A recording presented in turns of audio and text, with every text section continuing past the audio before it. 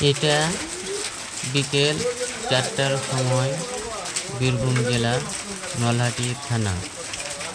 আমার হঠাৎ আজকে রান্নার গ্যাস শেষ হয়ে গেল।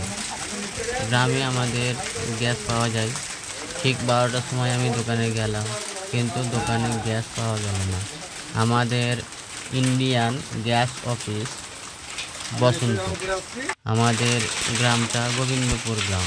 গোবিন্দপুর গ্রাম থেকে বানিওর পার হয়ে বসন্ত যেতে হয়।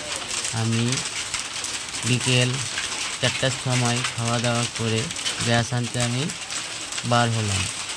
গোবিন্দপুর পার হয়ে বানিওর মাঝামাঝি মাঠে আমার হঠাৎ বৃষ্টি, আর বৃষ্টি আস্তে আস্তেই পাথর পড়তে আরম্ভ করলো। তাড়াতাড়ি বাইক চালিয়ে যে আমি যাব তারও উপায় নেই, কারণ রাস্তা খুব খারাপ ছিল। আমি বানিওর ঢুকতেই একটা দোকান পেলাম। এই দেখুন, আমার বাইক সিলিন্ডার চাপানো আছে। বানিওর ঢুকতেই আমি একটা প্রথমে দোকান পেলাম, ওই দোকানেই দাঁড়িয়ে আছি। আর একা ধারে আপনার বৃষ্টিও হচ্ছে, আবার পাথরও খুব পড়ছে, দেখুন আপনারা।